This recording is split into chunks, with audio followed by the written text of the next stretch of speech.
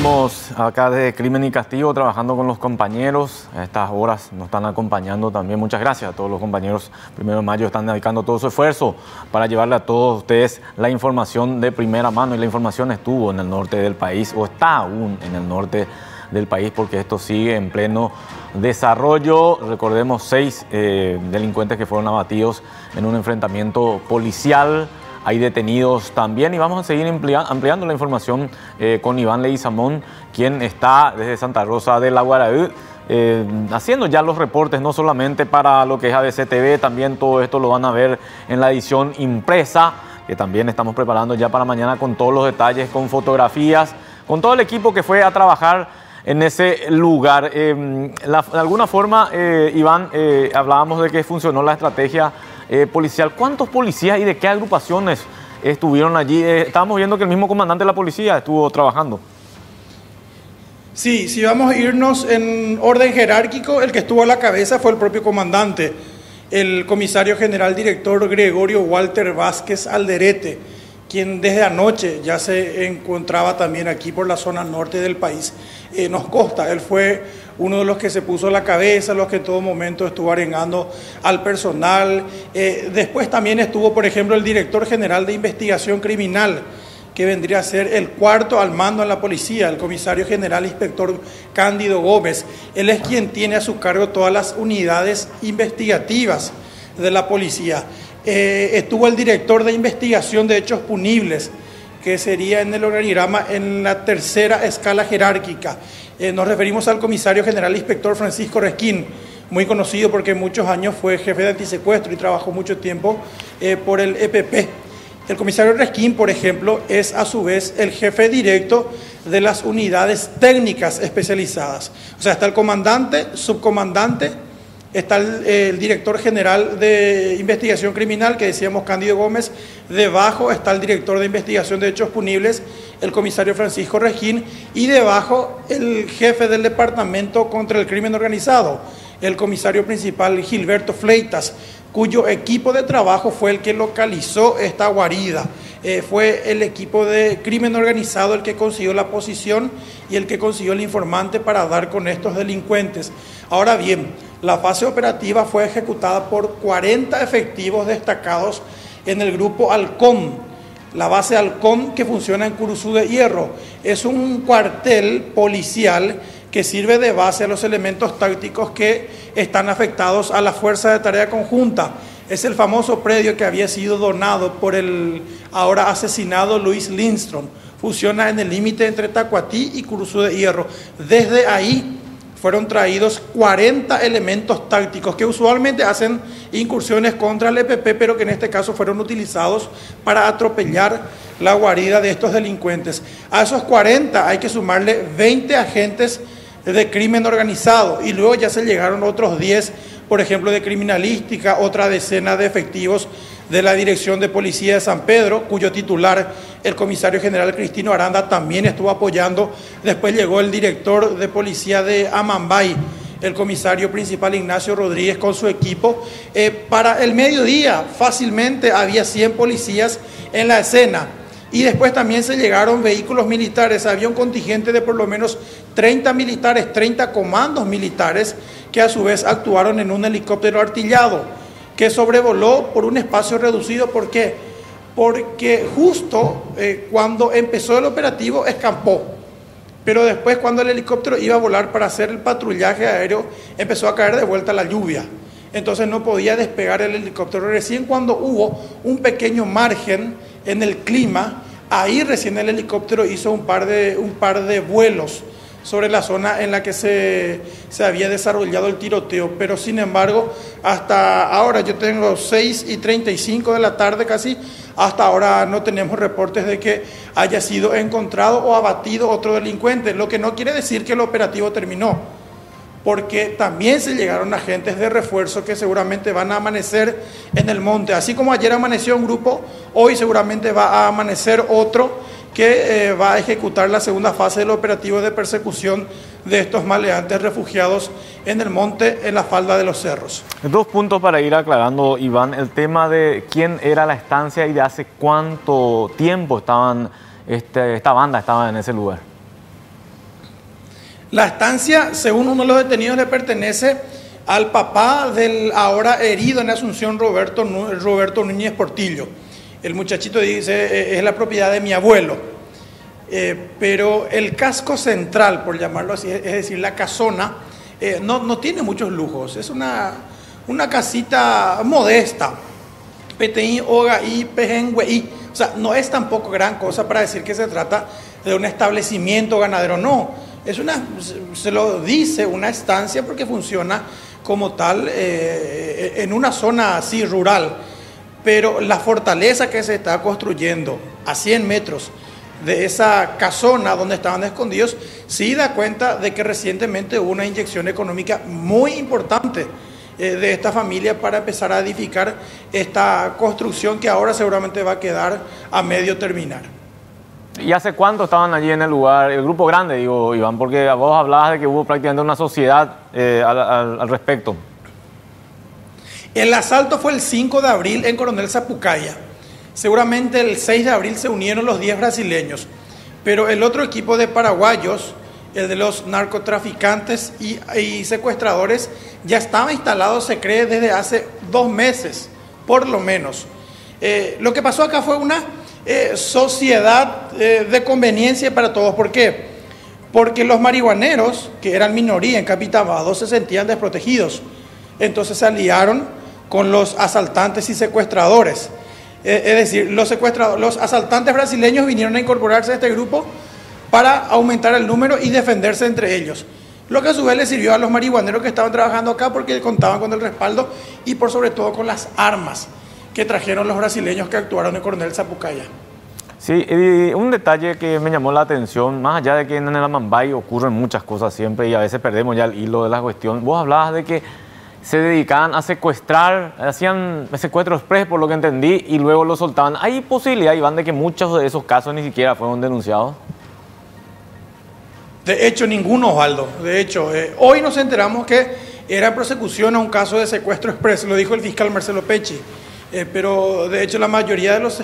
era una banda similar a la que había sido desbaratada cuando fue asesinado el subjefe de antisecuestro, el comisario Rufino Acosta.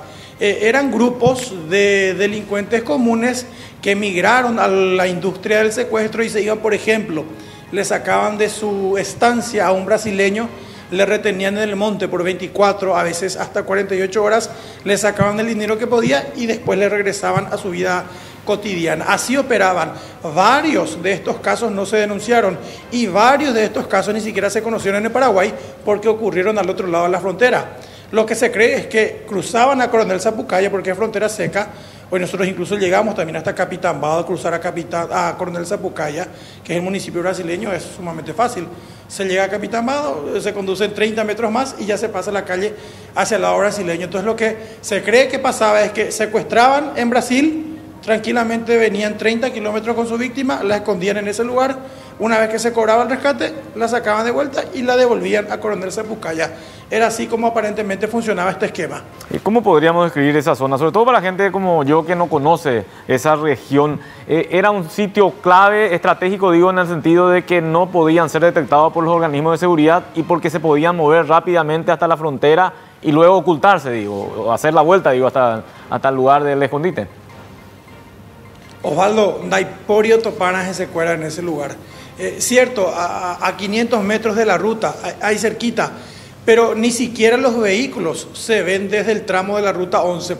Para que se entienda, la ruta 11, Juana María de Lara, se inicia en realidad en Antequera, atraviesa por ejemplo, la ciudad de San Pedro de Cuamandiyú, sale se cruza con la ruta 3 General Elizardo Aquino y luego continúa su tramo hasta Capitambado. Es un tramo medio, ¿cómo se dice? Medio trambólico, porque termina en un lugar y inmediatamente después inicia en otro.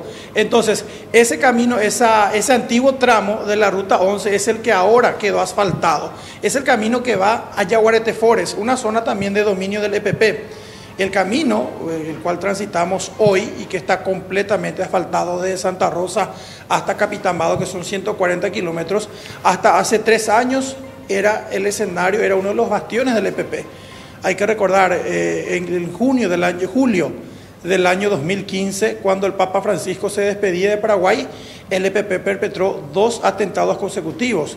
Primero contra policías de la comisaría de Pacola y luego contra 3 agentes de la subcomisaría de Yaguareté Forest, a los cuales mató en 2 emboscadas consecutivas. 5 policías fueron muertos en 2 atentados en 3 días. Bueno, es exactamente la misma zona. ¿Qué fue lo que ocurrió? El EPP migró de esta zona con el asfalto, porque lo que hizo el asfalto fue traer progreso a la región, a esa primera parte, la famosa zona conflictiva. Habrán escuchado Yaguareté Forest, asentamiento agüerito, asentamientos campesinos dominados por el famoso dirigente Elvio Benítez, aquel ingeniero tan polémico. Bueno, es la zona de dominio de ellos, en la misma zona donde funciona el famoso complejo turístico Laguna Blanca, que muchos dicen que es un espejo de mar. Es una zona que tiene un potencial turístico increíble, Osvaldo. Transitar hoy en día por esta nueva ruta se torna hasta un verdadero placer por el paisaje que tiene, las serranías, la ruta que se conserva aún en impecable estado, una maravilla natural, pero a su vez eso sirve de guarida perfecta para los delincuentes. Hace cualquier peligro mineral y por ejemplo al otro lado de los flores que había al lado. Entonces se torna muy difícil, no hay caminos internos, por ejemplo, que conecten una zona de suelo somosa. Entonces necesariamente los delincuentes que monten sus guaridas, por ejemplo, en la punta de un cerro, tranquilamente pueden ver lo que está pasando abajo de ellos. Entonces eso siempre les da ventaja sobre los policías que hipotéticamente quieran llegar hasta ellos. Lo del día elegido para el operativo, Iván, ¿tiene que ver con que ya la información era precisa o tiene que ver con el elemento sorpresa también? Era cuando se podía nomás ya. Esta información nosotros veníamos manejando desde el fin de semana, pero no había esa certeza. Recién antes de ayer, uno de los agentes de inteligencia que trabajaron en la vigilancia dijo: sí, positivo, están ahí. Por lo menos son 25. Lo que pasa es que los policías tampoco se podían acercar demasiado. Pero ¿qué pasa? Ese elemento que yo mencionaba recién, el de la copa de los cerros, el de parapetarse, el de quedarse mirar desde lejos, eso a su vez también le sirvió a los policías, porque ellos se colocaron a una distancia de aproximadamente 2.000 metros desde donde vigilaban con un sofisticado equipo tecnológico a estos delincuentes. Durante una semana de seguido se efectuó la vigilancia y antes de ayer provino la confirmación de que estaban en el punto. Entonces inmediatamente se organizó el equipo. Había un serio riesgo de filtración, eso no podemos desconocer. De hecho, el comandante de la policía hoy celebraba el hecho de que no se haya filtrado. Nosotros de ABC Color fuimos el único medio que estuvo presente desde el inicio del operativo, pero nadie más se enteró, ningún otro medio de comunicación, por ejemplo, ni siquiera los agentes del puesto policial de la jurisdicción. Nosotros llegamos hoy al puesto policial de la colonia Piraí y ellos no sabían qué ocurría. También recibieron reportes de estancieros que les preguntaron qué está pasando acá en la colonia, porque escuchamos disparos sin cesar. Y en realidad fueron 27 minutos ininterrumpidos de disparos. 27 minutos, Osvaldo, contabilizados. 27 minutos durante los cuales se escucharon centenares de ráfagas de 3 y de 5 tiros. Había fusiles con disparos a repetición, tiro por tiro. Después se escuchaban disparos de pistola. Por momentos se escuchaban otra vez las ráfagas de fusil de los policías, los delincuentes que contestaban. Así se desarrolló este mega operativo, reitero, 27 minutos de disparos incesantes que terminaron con la muerte de 6 maleantes. De 10 a 15 aproximadamente serían los prófugos, si mal no entendí. Ahora, esta persona, ¿dónde podrían ir a esconderse? Yo creo 10, Osvaldo, 10 creo. Sí, sí, porque hay, no te iba a decir, hay 6 abatidos, hay 4 varones detenidos, son 10. Más el cabecilla que está herido, 11. Y si serían 10 como mínimo, son 10. Porque se hablaba de entre 20 a 25, siendo generosos, 25, pero también siendo un poco, dándole el beneficio de la duda, yo creo que son 10. Y ellos estarían en el mismo monte. Yo no creo que hayan salido, Osvaldo. Yo creo que están todavía parapetados en el monte. Lo que pasa es que fueron superados en capacidad de fuego y en cantidad ellos fueron superados ampliamente por la policía. Entonces era mucho más preferible quedarse en el monte, parapetarse o esconderse en un pastizal, porque las imágenes que tenemos ahí y que estamos viendo de apoyo, el pastizal donde cayeron los 5 primeros mide 1 metro de alto, o sea, tranquilamente un delincuente puede ir con un fusil en mano, un delincuente que tiene una estatura promedio, vamos a ponerle 1,75, tranquilamente al agacharse, es decir, medio cuerpo al agacharse, empuñando su fusil, ya no se le ve, ya pasa a ser directamente invisible para la policía. Eso es en el primer tramo de este monte, porque después hay una zona de cauces hídricos, de arroyos, y de algunos afluentes de los ríos de la zona. Esos lugares ya son mucho más tupidos, y hasta donde la policía no pudo llegar hoy, porque se llegó hasta un cierto punto y luego 3 camionetas que entraron hasta el lugar quedaron empantanadas. Entonces el terreno accidentado también conspiraba contra la policía y favorecía las pretensiones de fuga de estos maleantes, que reitero serían al menos una decena y que continuarían en la zona. Seguramente mañana el equipo táctico que amanezca va a reportar también novedades en ese sentido. Iván, ¿estas personas estarían armadas? Sí, hoy se encontraron fusiles AR-15 y M4, que son calibre 5.56. Cada fusil que tenían los delincuentes tiene un cargador con capacidad de 30 tiros, más uno de la recámara, es decir, 31. Y 2 de los fallecidos, 2 de los ahora fallecidos, tenían 2 cargadores de reserva con 30 tiros cada uno. Es decir, solamente entre 2 de los delincuentes concentraban 180 municiones para defenderse. Y se cree que por los que lograron escapar, de hecho, lo habrían hecho cubriendo su fuga con disparos. Entonces estos tendrían en su poder más fusiles M4 o AR-15 o incluso los fusiles antiaéreo calibre .50, que los datos de inteligencia daban cuenta de que estaban en el lugar, pero que no fueron encontrados en el procedimiento de la fecha. ¿Los detenidos fueron traídos a Asunción?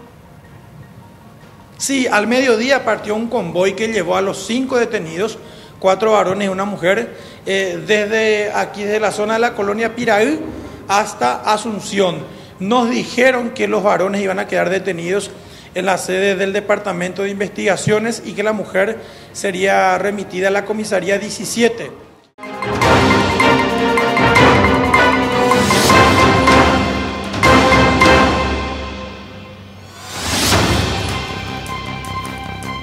Ya estamos en la última parte del programa Crimen y Castigo. Bueno, nos decía Iván que los detenidos fueron traídos ya a Asunción. Mañana la Fiscalía Antisecuestro y el Crimen Organizado va a estar formulando imputación a los detenidos. En este caso nosotros vamos otra vez hasta San Pedro ya para despedirnos de Iván. Una cuestión más que quería consultarte. Hablabas de puestos policiales, sí, en la zona. ¿Existía la posibilidad de algún tipo de cobertura policial a estos delincuentes o no, Iván? No creo, Osvaldo, no creo. Son puestos que tienen 2 efectivos. En ese sentido no creo que haya demasiada complicidad. Sí, tal vez algún que otro policía, pero viendo hoy la infraestructura y la forma en la que trabajaban, de hecho uno de los puestos por el cual pasamos estaba prácticamente cerrado. Había un agente de guardia, pero que estaba vestido de civil. O sea, y al cual preguntamos también por el operativo y no sabía nada. Es decir, muy difícilmente creo yo que tuvieran, por ejemplo, el respaldo o la cobertura. Vamos a suponer que vayan a secuestrar a Brasil y que traigan a Paraguay a su víctima con la policía de por medio. Yo creo que muy difícilmente se haya dado en este caso. Iván, vamos a seguir ampliando todo esto en el Noticiero Central, en Mesa de Periodistas, con Javier Panza también. Y por supuesto, en Momento Justo, a través de ABC Cardinal. Muchas gracias, seguimos en contacto. Hasta mañana, si Dios quiere, ahí ya en Estudios en Crimen y Castigo. Nuestro compañero Iván Leguizamón desde Santa Rosa de la Vereda y de todo lo ocurrido acerca de este enfrentamiento que hubo en la zona del norte del país, en la zona de Lamambay. Específicamente, recordemos, son 6 los fallecidos, hay un herido acá en el Hospital del Trauma, pero aparentemente ya fuera de peligro, por lo menos lo que nos informaba también nuestro compañero Luis López. En medio de toda esta festividad del Día del Trabajador ocurría esto, reitero, en el norte del país. Podrían surgir novedades mañana también, pero por supuesto nosotros vamos a estar atentos a todo lo que vaya ocurriendo en ese punto importante operativo. Reiteramos, gente ligada al Comando Vermelho, gente ligada al narcotráfico, gente ligada al secuestro. Final de otro capítulo de Crimen y Castigo. La invitación para una nueva emisión mañana a partir de las 18 horas, siempre por ABC TV.